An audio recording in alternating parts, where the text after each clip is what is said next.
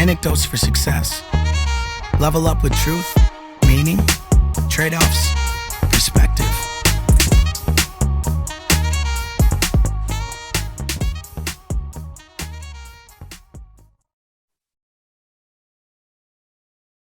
All right, we are starting season 2 tonight. We thought we'd kick off the new year with an episode about both myself and Matt. Tonight we're starting with Matt.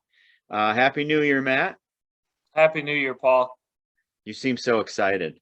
No, I actually I am excited. I was sitting here as you were kind of talking. I'm thinking, can't believe how many episodes we did last year, and the guests we had, and the things we've discussed, and it's humbling in a way, isn't it? And I know just from my own personal experience and some conversations I've had from some people I know, whether they're friends, acquaintances, or whatever the case may be, who listen, comment on listening, things like that. The the new people I've met, you've met, we've talked to different experiences and perspectives, and it's just like I said, it's humbling. It's cool. I mean, what a cool thing to have been doing, and like yourself, I think I'm just happy to continue doing it and hopefully providing some sort of value to other people out there. Well, that's the reason we got into this. And I can tell you, every guest we've had, I've had several follow-up conversations, whether it's phone calls, texts, or Zooms afterwards. Some have even come to my classroom, even though you're our top mentor still. I just wanted to let you know that. Thank you. There's enough to go around, but it's been fantastic. And we've, I think, to be true to why we want to do this is A, to provide value, and B, it's just so much fun building relationships. It is, and that's always a mantra of mine: relationships. It's like the real estate location, and I feel like I always say that relationships, but it has, and for me in particular, so many of our guests you've brought along through them through different worlds, different aspects, and their willingness to come on with us and share their stories and their experiences and education and ups and downs and all those kinds of things. What an amazing, I hate this word, but what an amazing privilege. I mean, it's so cool. If there's one lesson I tell everybody that I talk to in regards to this podcast or the students, is look at how technology has enabled us to meet and build relationships with people all over the world, and look how positive a tool it's been for us. It's not something that drains us, it's something that enriches us. Yeah, and it's funny because I have been the biggest, not the biggest, but it's always been one of those things for me. I look at this technology and I go, it's got a lot of downside. Everyone loves to discuss the upside of it. Oh, I don't have to commute to work. I don't have to go into the classroom. I don't have to. Basically, it's how it saves me time, and I get that. That's all legitimate. But I've always criticized it, and I think rightfully so, that it does. There's nothing like being in the room with someone, and till we all go into the metaverse, I don't think that'll ever change. But for now, there's just nothing like being in the same room, and I don't ever want to forget that. But that said, the power this has had and what it's provided to, particularly to be able to meet. Look, I'm not going to get in a room with someone who lives in Taiwan or Japan or Australia or any number of places. It's just not likely to happen. And to be able to do it like this is great, and bring all this brain power and experience together, whether it's us or a multitude of other options out there. It's pretty amazing. And I'm always kind of looking at the downside of it, because I love the same room relationship thing, but I would be remiss in not saying what a great upside it has too. What a great benefit. Very well said. So Hey, like I said, what, 17 guests, 28 episodes later, us two knuckleheads are still going strong. And we've got a lot of cool guests lined up. But tonight, everybody, our guest is Matt Hufnagel. So Yeah. we thought we'd spend some time telling our stories. We did it a little bit way back in the early episodes, but we thought we'd start the season with that. So go, Matt.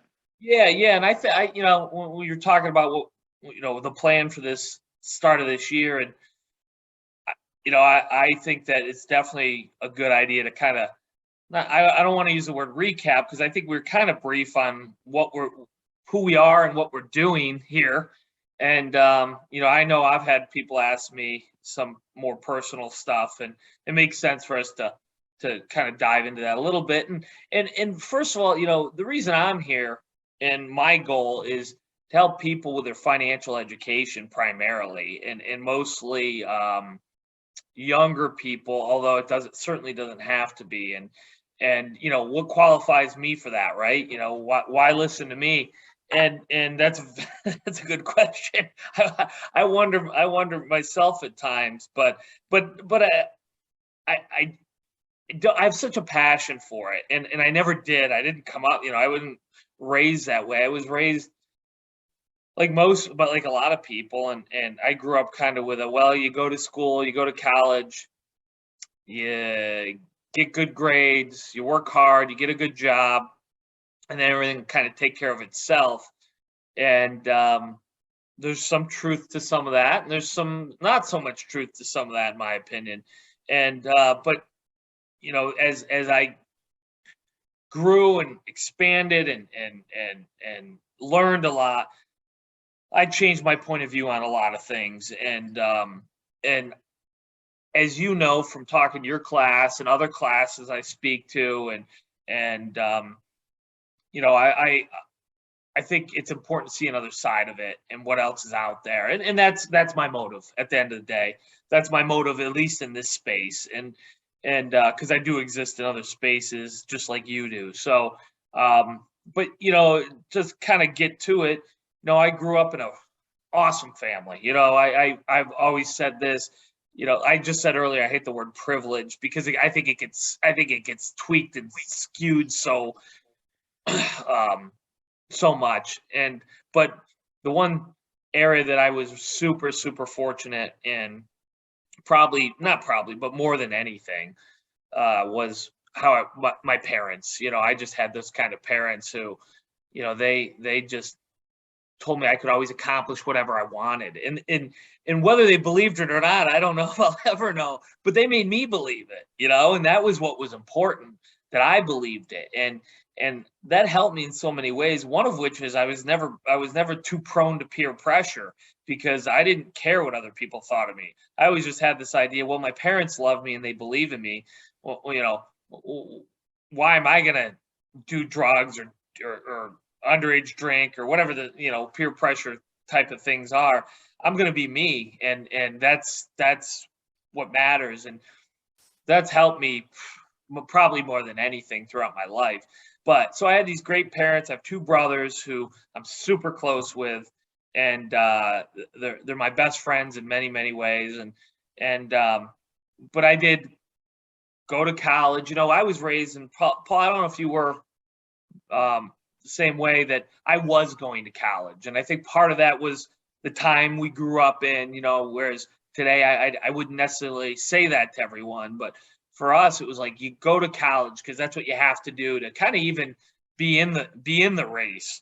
And so I was raised like that. You're going to go to college. So I went to community college for a couple of years. Had no idea what I wanted to do because all I cared about was sports growing up. I wanted to play basketball and tennis and volleyball and those kinds of things. And that's all I thought about was sports. And then I had to, and I have a heart condition, had a heart condition, of course, growing up, like I knew about it. And it was actually really kind of a good thing for me because I knew that I could, my athletic dreams of going on to becoming the next, Michael Jordan or whoever I wanted to be was, it was never a possibility because of my health. And that actually was a good thing for me as well, because I was not going to be Michael Jordan. And it made me go, okay, I got to look at my future in a different way. And I went to community college in liberal arts. Then I decided I was going to go into sports management, and I transferred to a 4-year school and studied that. And then I got into minor league sports, running minor league baseball team at the time, and I loved it. And I absolutely, I was like, this is my future, this sports and entertainment industry thing. And I absolutely loved it. But man, did I work. And I spent tons and tons of hours. I mean, I remember one week I worked 105 hours, 7 straight 15-hour days, and there's not a complaint at all. I loved it, but you can only keep up that pace so long. And I stayed in that industry for a while, and then I wanted to go back to school and get my MBA, because I always had this idea that I don't know what I never wanted a door to be closed on me. I wasn't, I don't know if I was going to ever always open every door, but I didn't want to go to open a door and have it not open because I didn't have the right degree. So I went and got my MBA, and that got me thinking even more business minded, even though I'd been in the industry of business for a while, and stayed in that sports and entertainment industry for a while, which I again adored, but it took a lot out of me, and I started looking for other opportunities, and at one point I lost a job, and it came out of nowhere. And I, at the time I had my dream job, and I was doing great, and I thought I was making a lot of money, and I thought I had a lot of money in the bank. I thought a lot of things at the time that I've changed my opinion on, but I ended up when that happened, it was truly like the best thing that could have ever happened to me, because I had to reevaluate my whole life, and I realized, well, maybe maybe these things aren't what I want. Maybe there's a different way. And that's when I started looking at, Paul, that's when I started reading voraciously and picking up everything I could on business, on real estate in particular at the time. Now, I didn't have any money, so I was spending all my time in a Barnes & Noble reading for free and never buying a book. But that got me starting a real estate business, and it's got me starting a promotions business. And those two things led to me realizing that I can do this kind of thing. And when I talk about reading, one of the gifts of reading was reading about other people's successes. And whether it was Mark Cuban or Barb Corcoran or dozens of people, the Marriott family. There's so many. And it's been a little while, but so much reading on business people. I quickly realized that these people really weren't any different than I am, or you are, or anyone probably listening. I always put them on this pedestal that they're these brilliant, amazing, hardworking intellectuals they were just different than you and I. And I don't believe that anymore. And that belief gave me the power to go, well, and this sounds crazy, but if Mark Cuban can do it, I can do it. If Barb Corcoran can do it, I can do it. And these are highly successful people, but their stories showed you that they were just like you and I, and it was hard work and risk and some luck, but a lot of things you can control. And then I started my own businesses and really did quite well. And then I got into the franchise industry, in which I own a lot of franchises. And I started my own business with a partner, and we developed our own franchise and sold that to other franchisees, which was an interesting experience. I ended up selling out of that business, but that's still going. And then, started a food truck, which you're well aware of. We had Silas and Kale on, of course. And I really just got going in it. And it's been life-changing is not even close to the right word. I mean, it's so much farther than that. But it's just made, and one thing I neglected to say is I married a wonderful, wonderful person. My wife is amazing, And, I'll tell anybody who will listen, anybody who wants to know my story, and I get that question a lot, without my wife, I'm not who I am. And without the right partner, I couldn't do what I want. And I don't think most people can. And you'd probably agree with that statement as well. So I picked up her on the way, and she's my best friend and the best partner I could ever hope to have. And we just kept building and building, and now we've been able to kind of establish this life that allows us what I ultimately wanted, which the answer to this, but I wanted freedom. And everyone likes to focus on money, and I understand that to a degree. And then they like to focus on money, good or bad. And I always love to say money's neither good nor bad. It's just a tool. It's as good as as bad as a shovel is, or a hammer is, or a spatula is, or a chair is. It's a tool to be used to get where you desire to go or to accomplish a task you have. And my task was always freedom. It was always the ability to live a life I wanted to, with the free time, because the most powerful, important asset all of us have is time. And I don't subscribe to this idea that you work as hard as you can till you're 65, retire, and then try to live out your golden years with a retirement or a pension. I don't subscribe to this idea that you work as hard as you possibly can so you can have money, so that you can have fancy things. I subscribe to the idea that I want income producing assets to generate more money than I'm spending, so that I can live freely with the people I love and do things for the communities I love. And that's ultimately what I'm trying, what I set out to do, and that's ultimately what I've created.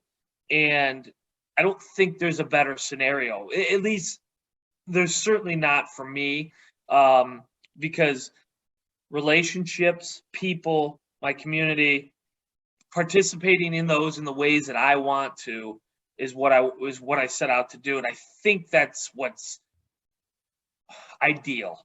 And I'm open to disagreement and arguments from other people. I love those disagreements and conversations. Disagreements sound so abrasive. I don't even mean it like that. I like the conversation. So that's what I set out to do. That's kind of what I've achieved. Does it mean I'm going to stop working? Heck no, I'll never stop working. But I like to work on my own terms that fit my lifestyle, my family's, and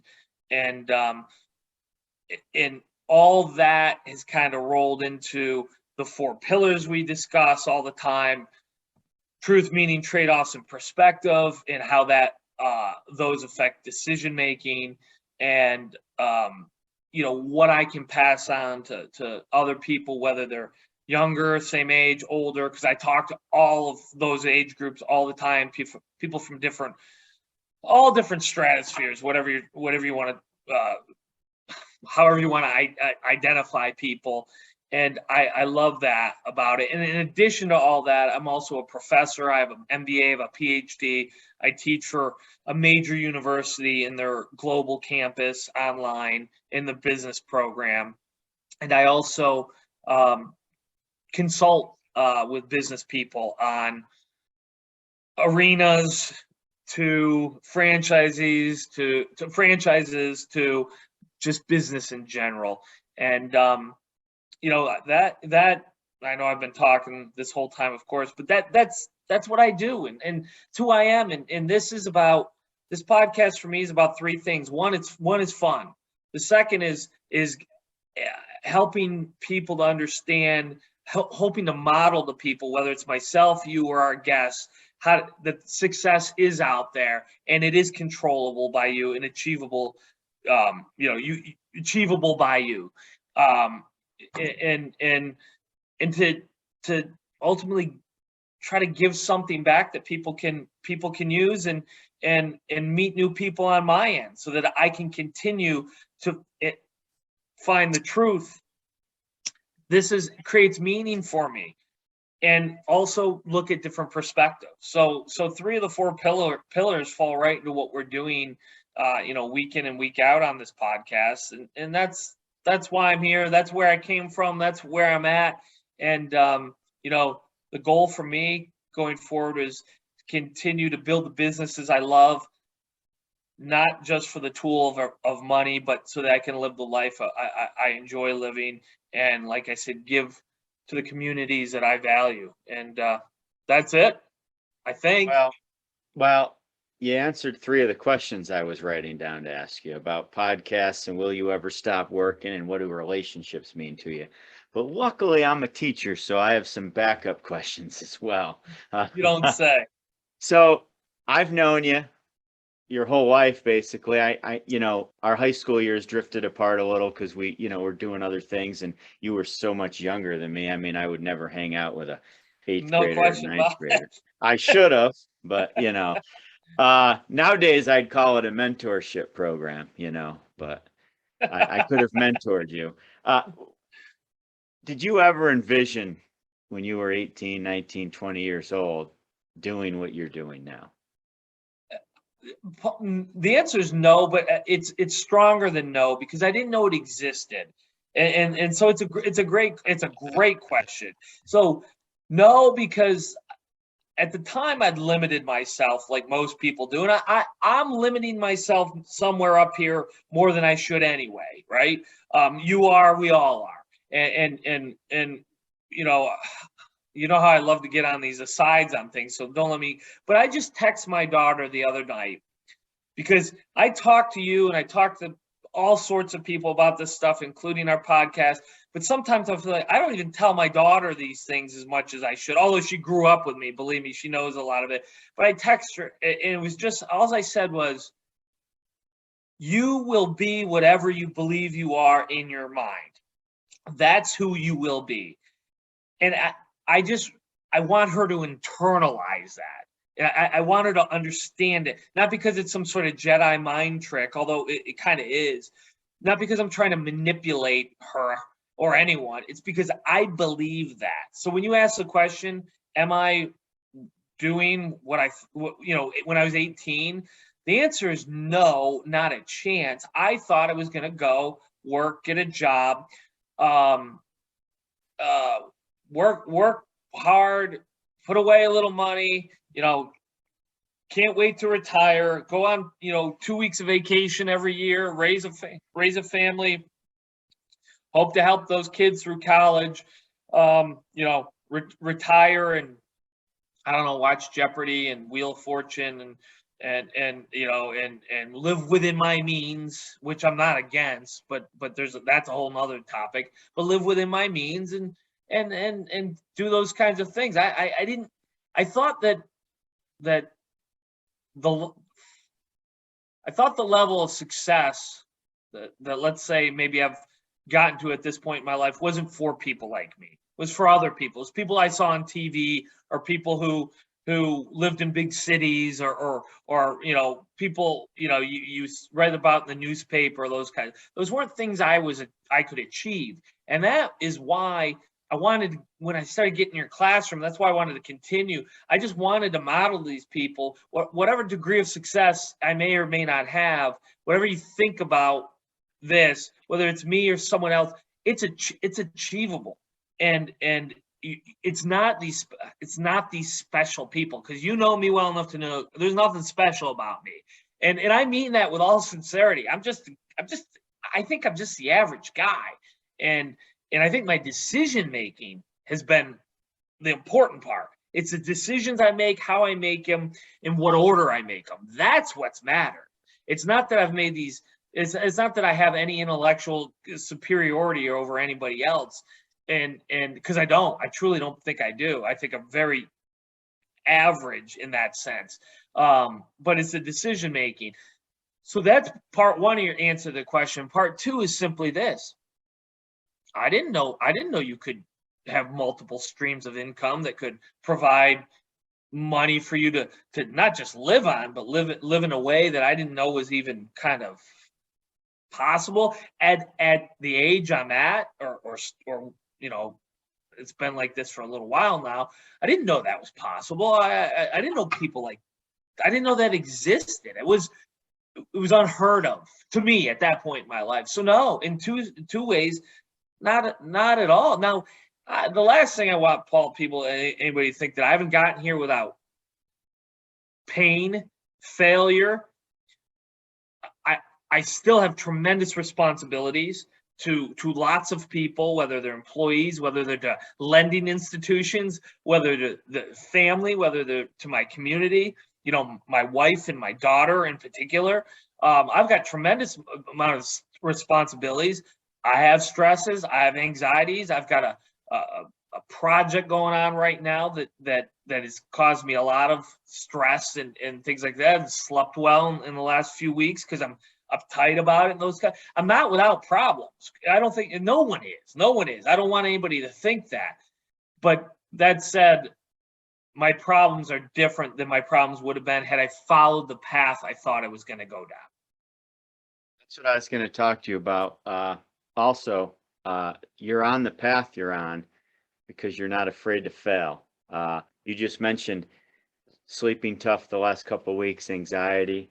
I don't want to say you relish that and enjoy it, but you understand it's part of the process and you're not afraid.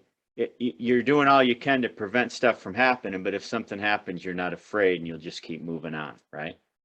Yeah, that's absolutely correct. In fact, I think it's the difference between a lot of people are succeeding, people who aren't succeeding as well. And if you're not succeeding as well as you've liked, you can change that. That's the great news, And I think what you're getting at, what you're saying is, and what it means to me is when I'm having things going on, like what I'm talking about right now, what my response to that is always the same thing.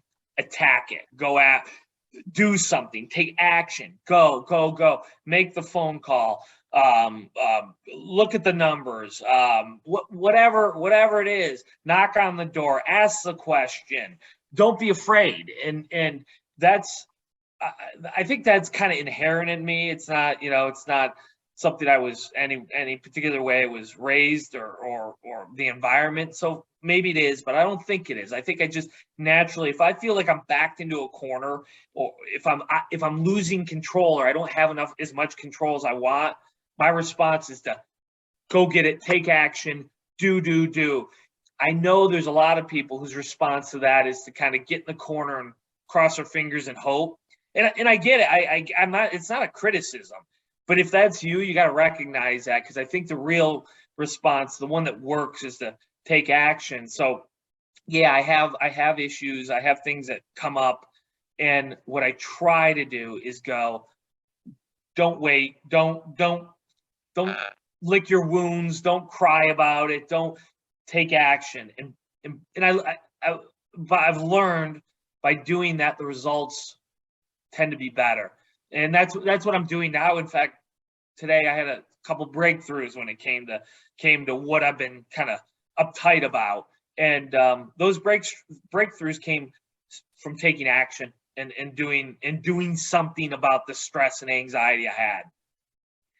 That's what I'm excited about whenever I'm around you and listening to you, because those same qualities make people good fathers, good spouses, good athletes, good community members. It's the key to happiness, is understanding that you're happy not because you walk around like a bobblehead every day because bad stuff happens. You're happy because, like you said, you attack it, you take action, you make the call, you open doors, you do whatever, and you get through it. And that's what you do.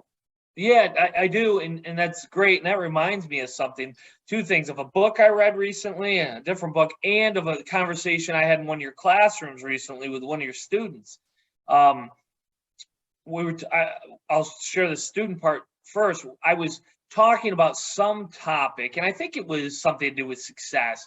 And one of your students said to me, and I forget who it was, but I can picture where she was sitting. She said to me, basically, do you believe that we're all in control? There's that kind of discussion of, what if we're not in control? What if things are just kind of happen because they happen and we don't have any control?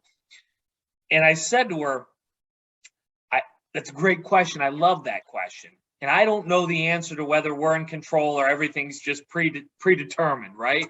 But what I do know is this.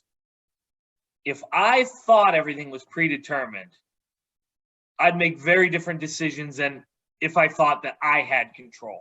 So whether you think you're in control or not, it's best for you to think you're in control or to try to get in control, because you will have a better outcome. I said, I don't have any data to back that up, but I believe that as sure as I'm sitting here. If I just thought, well, it'll be what it'll be, things will happen, life goes on, it is what it is. I don't think I'd be successful in the areas I want to be successful in, because I'd be waiting for something to happen. Whether we're talking about business, sports, education, I don't care what it is. Now, if I'm in an airplane, it's going to be what it's going to be. I can't do anything about that. But in general, things you can make decisions in life, I don't treat it like that, and I don't think anyone should. I think you got to take control where you can. Make decisions thinking that my decisions will impact the outcome, the good or bad of this. So that was the conversation she and I had. Well, this book I read within the month had a study was done by whoever, saying they took two groups of people, one that had this, it is what it is, it's all predetermined, and one that had I'm going to take control. And the study very clearly showed the people who thought, well, life's predetermined versus people who thought I can control things, their decision-making was vastly different. The results were vastly better for the people who took control. And the level, well, this was just an aside, I thought it was interesting. The level of violence for the people in the everything's predetermined was much higher than that of the people who said, no, I'm in control. So what that meant, they kind of went into it. I won't bore us on it. I'm no expert in it, but I thought it's unbelievably interesting and very well-timed with the conversation I'd had with a student just a few weeks or months ago. So it just I guess, conditioned me to think and to tell people, look, I don't know how to prove you're in control or you're not. All I know is your decision making, I think, will be very different when you think you're in control. That's awesome, Matt. And that's half the fun. I love doing these podcasts because, we talk a lot anyways, but we just talk about different stuff sometimes. So this is so cool. I'm going to make a statement, then I'm going to ask you a final question. You ready? Yeah. So what I enjoy about what I'm trying to do in the classroom, and ever since day one, 7 years ago, when I brought you into my new program as a mentor, even though I thought you were doing something completely different than what you were doing, but I appreciate you not being offended by that. Sometimes I don't know what these high school seniors are thinking. I don't know how many of them will follow through, but they're listening. Does that make sense? Yeah. And it's there. Like, we didn't know it existed. You didn't know it existed. They know it exists. They just might not be ready to take action or want to understand it yet, but they're listening. So with that being said, I know you're a big component of your journey, kind of sets you up in your decisions in past. You're not a big guy of regret. You're just a big guy moving forward. If you could go back and tell 18-year-old Matt Hufnagel to do anything different, what would it be, or would it be? I love having you be a guest. This is wonderful.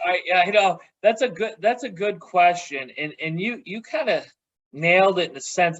I'm not a regretful person, and it's not because I haven't made mistakes. God knows I've made mistakes, and God knows I've made mistakes and harmed people with some of the things I've done. You know what I mean? I mean, not physically, but hurt people, and those are the things that I guess people can.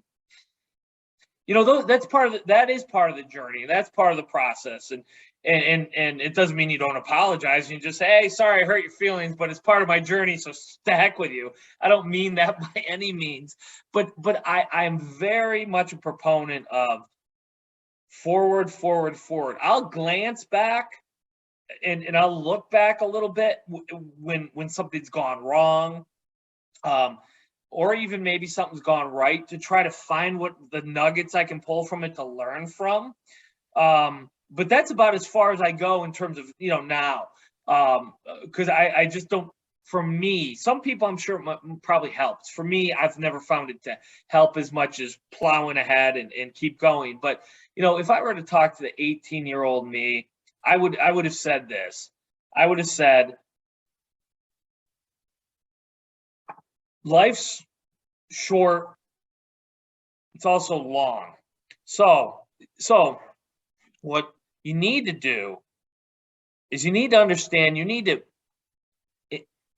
earn some money, and you need to put it away and be disciplined because it's long. And if you can collect money and put it away over a long period of time, the result down the road is going to be extreme in terms of what that's going to look like.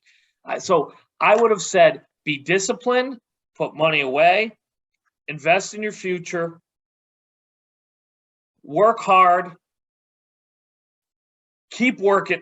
Don't ever stop working. You can outwork everyone. Again, I'm not the most intelligent person, but I don't think I've ever been outworked. So you can outwork people and fail. Don't be afraid to take risks and fail. I find that so, it comes up all the time talking to younger people. They don't want to fail. They've been told, the school system tells you failing's bad, and it is in the school system. I mean, I get it to a degree. There's so much against failing, and failing's just so important to learning. So I would tell me, go out there, take chances, take risks, take your lumps, keep working hard, keep outworking everybody else, and put that money away and let it ride, let it invest. But I've never been, as you know, I've never been big on fancy this, fancy that, impressing people with materialistic thing. It's never been a part of me. It's not today. It never has been. So I never had a consumer problem. I've always believed in being a producer. So, I've done a pretty good job of making good decisions, like I said, using the pillars over the last X amount of years. But even before that, Paul, I think I was building those pillars or having them built for me with my interactions and relationships with people, particularly my father, also my brothers, and even my daughter in many, many ways. And that good decision making, along with discipline, hard work, put your money away, let it work for you, forget the materialism. Those things right there, in this country, in this environment, you're gonna be in a great spot. I also would have said, don't fall into the trap of thinking you got to work for the rest of your life. There's a shortcut there, if you will.